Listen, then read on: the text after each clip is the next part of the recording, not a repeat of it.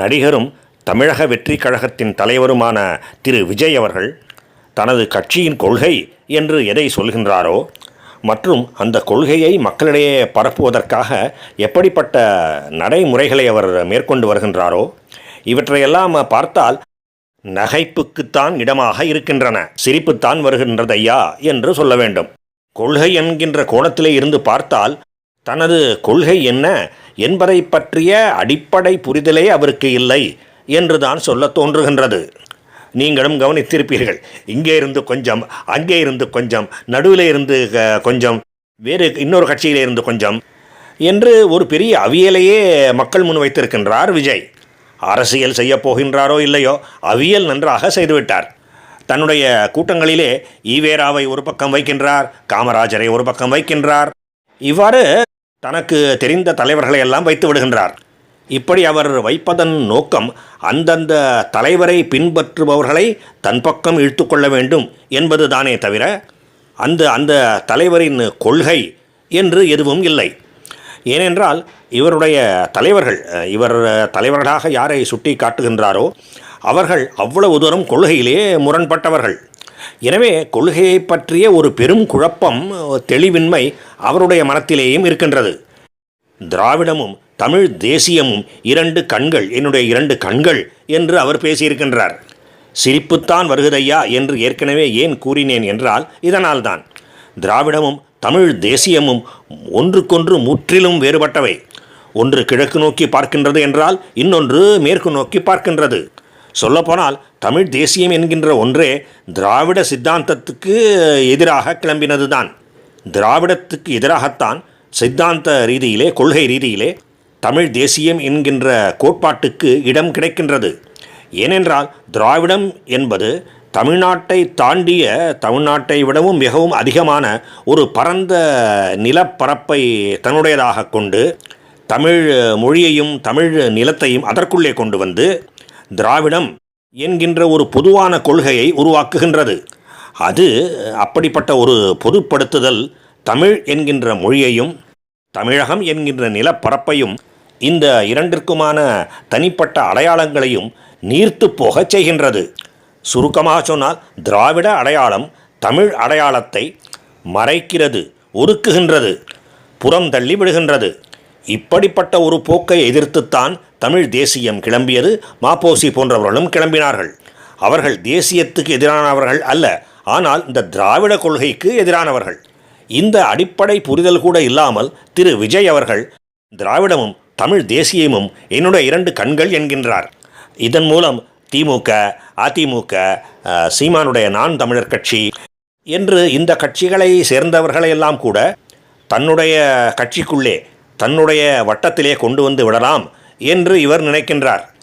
ஆனால் திராவிடத்துக்கும் தமிழ் தேசியத்துக்கும் உள்ள அடிப்படை வித்தியாசம் காரணமாக இப்படிப்பட்ட ஒரு கலவை, அவியல் நகைப்புக்கு இடமாகி விடுகின்றது.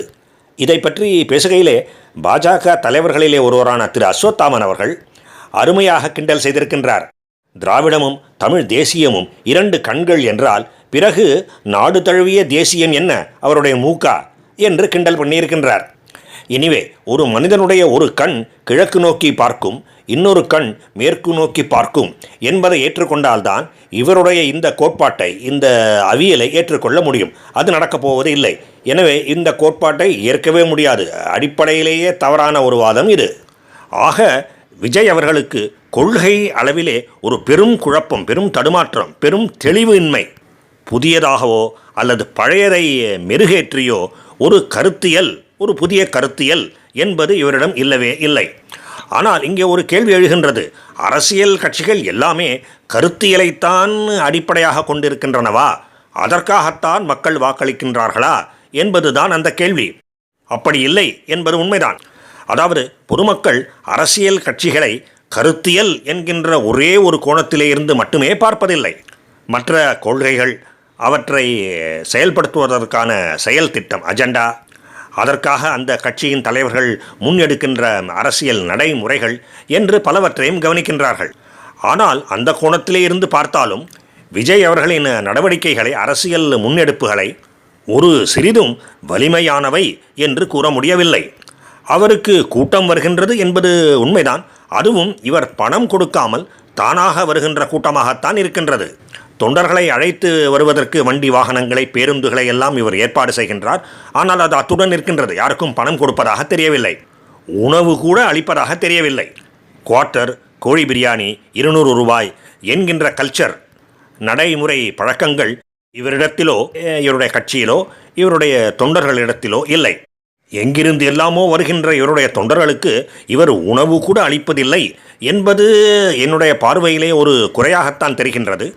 ஆனால் அதை பெரிதுபடுத்தாமல் விட்டுவிட்டால் கூட இவருடைய பேச்சை கேட்பதற்கு, இவருடைய கூட்டங்களுக்கு வருகின்ற பொதுமக்கள் ஒரு நல்ல உயரத்தை தொட்டிருக்கின்ற சினிமா நடிகர் என்கின்ற பாணியிலே தான், அந்த கோணத்திலே இருந்துதான் இவரை பார்க்க வருகின்றார்கள் என்பது என் கருத்து. என்னுடைய கருத்து அப்படி ஒன்றும் சரியில்லை, முழு உண்மை இல்லை. இவர் என்ன சொல்கின்றார் என்பதை கேட்பதற்காகவும் வருகின்றார்கள் என்று வைத்துக்கொண்டால் கூட இவருடைய பேச்சுக்களும் பெரிதும் ஏமாற்றத்தை தருகின்றன. வருகிறார், ஏதோ ஒப்பிக்கின்றார், சென்று விடுகின்றார். அதனால் இவருடைய கூட்டங்களுக்கு வந்தவர்களுக்கு அவருடைய விஜய் அவர்களுடைய திரைப்பட கவர்ச்சி வேண்டுமானால் குறையாமல் இருக்கலாமே தவிர எந்த விதமான அரசியல் தாக்கத்தையும் ஏற்படுத்திவிடப் போவதில்லை. ஆடிக்கு ஒரு முறை, அமாவாசைக்கு ஒரு முறை, ஏதோ 15-20 நிமிடங்கள் ஏதோ பேச்சு, ஒரு பெரிய கும்பிடு, இவற்றாலெல்லாம் எதையும் சாதித்துவிட முடியாது. இப்பொழுதோ அவர் தான் மேற்கொண்டு நடத்தப் போகின்ற சுற்றுப்பயணங்கள், மாநாடுகள், பேச்சுக்கள் இவற்றை பற்றியெல்லாம் அறிவித்திருக்கின்றார். அந்த அறிவிப்பு நம்முடைய மனத்திலே ஒரு பெரிய வியப்பை கிளப்புகின்றது. இப்படி கூட ஓர் அரசியல்வாதி இருப்பாரா என்று தான் நினைக்க தோன்றுகின்றது. அந்த திட்டத்தின்படி அவர் சனிக்கிழமை மட்டும்தான் பேசுவார். அதுவும் 15 நிமிடங்களுக்கு மட்டும்தான் பேசுவார். பகுதி நேர அரசியல்வாதிகள் என்று கேள்விப்பட்டிருக்கின்றோம். இதுவோ, இப்படிப்பட்ட ஒரு நடைமுறையோ அதைவிட மிக மிக மோசமாக இருக்கின்றது. வேறு வேலையே இல்லை என்றால், வேறு வழியே இல்லை என்றால், பொழுதே போகவில்லை என்றால் இவர் 15 நிமிடம் பேசுவாராம். பொதுமக்களை மற்றும் தொண்டர்களை கிள்ளுக்கீரையாக நினைத்தால் தவிர இப்படிப்பட்ட ஒரு செயல் திட்டம் வராது, அவர் மனத்திலே தோன்றியிருக்காது. ஆக கொள்கையும் இல்லை, கடுமையான உழைப்பும் இல்லை, திரைப்பட புகழை மட்டுமே மூலதனமாக வைத்துக்கொண்டு இவர் அரசியலிலே இறங்கியிருக்கின்றார் என்பது தெள்ளத் தெளிவாக தெரிகின்றது. சினிமா புகழ் என்று வைத்து கொண்டால் கூட இவரை தூக்கி சாப்பிடக்கூடியவர்கள் கூட இருந்திருக்கின்றார்கள்.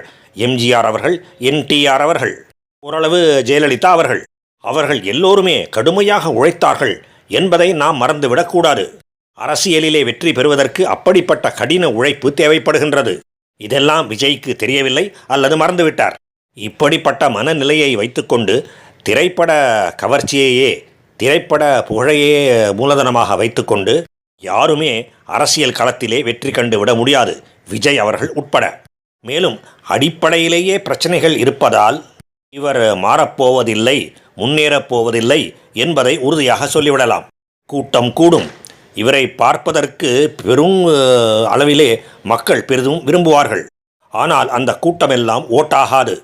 கூட்டங்களுக்கு வருகின்ற அனைவருமே இவருக்கு வாக்கு அளித்து விட மாட்டார்கள் என்கின்ற பொருளிலே தான் சொல்கின்றேனே தவிர, மற்றபடி இவருடைய திரைப்பட கவர்ச்சியினாலேயே இவரை பிடித்து போய் இவருக்கு வாக்கு அளிப்பவர்களும் இருப்பார்கள், அதை நான் மறுக்கவில்லை. அதனால் இவருக்கு என்று ஒரு வாக்கு சதவீதம் இருக்கும். திமுக மீது இப்பொழுது மக்கள் கடும் அதிருப்தியில் இருப்பதால் இவருக்கு வாக்குகளும் கிடைக்கும், சில இடங்களும் கிடைக்கும். பின்பும் எதற்காக நான் இவை எல்லாவற்றையும் சொல்லுகின்றேன் என்றால், இவரை நம்பி ஆட்சியையே கொடுத்து விட முடியாது, கொடுத்து விடக்கூடாது. அப்படி செய்தால் திமுகவிற்கு தப்பித்து தவேகாவிலே விழுந்த கதை ஆகிவிடும். ஒரு சொல்லாடல் உண்டே, அடுப்பிலே இருக்கின்ற பாத்திரத்திலே இருந்து துள்ளி குதித்து அந்த பாத்திரத்திலே இருந்து தப்பி அடுப்புக்குள்ளேயே விழுந்து விட்டதைப் போல அப்படித்தான் ஆகிவிடும். திமுகவை போல தவேகா அடிப்படையிலேயே ஒரு பெரிய தீய சக்தி என்கின்ற அளவுக்கு, அப்படி சொல்கின்ற அளவுக்கு இவருடைய கட்சி அவ்வளவு மோசமானதாக இல்லாமல் இருக்கலாம். பெரும் அளவிலே மத மாற்றங்களை விஜய் அவர்கள் ஊக்குவிப்பார் என்கின்ற ஒரு கருத்து பொதுமக்களிடையே இருக்கின்றது. உண்மையிலே அப்படி இல்லை என்றால், சில மக்கள் நினைப்பது பொய் என்றால், தவறு என்றால், தவேகாவை அடிப்படையிலேயே தீய சக்தி என்று கூறிவிட முடியாது. ஆனால் உருப்படியாக எதையும் செய்து விடாது. ஏனென்றால் உருப்படியான கருத்தியலும் இவரிடம் இல்லை, உருப்படியான செயல் திட்டமும் இவரிடம் இல்லை. வாரம் ஒரு நாள் எண்ணெய் தேய்த்து குளிக்க வேண்டும் என்று சொல்வோம். அப்படி வாரம் ஒரு நாள் மக்களிடம் பேசப்போகின்றேன் என்று சொல்பவரை பற்றி கூறுவதற்கு என்ன இருக்கின்றது? இவர் நடத்துவது அரசியலா, எண்ணெய் தேய்த்து குளியலா, எண்ணெய் குளியலா? அதுவும் 15 நிமிடங்கள் தான் பேசுவாராம். சாதாரணமாக எண்ணெய் தேய்த்து குளிப்பதற்கு கூட அதைவிட அதிகமாக நேரம் ஆகும். சனிக்கிழமை தோறும் எண்ணெய் குளியல் போடுவதைப் போல இவர் சனிக்கிழமை தோறும் பேசப்போகின்றார். அவ்வளவே. பெருவாரியான மக்கள் இவர் பின்னால் போனால் தமிழகம் உருப்படுவதற்கு வழியே இல்லை. மக்கள் விழித்து கொள்ள வேண்டும். வாழ்க பாரதம். ஜெய் ஹிந்த்.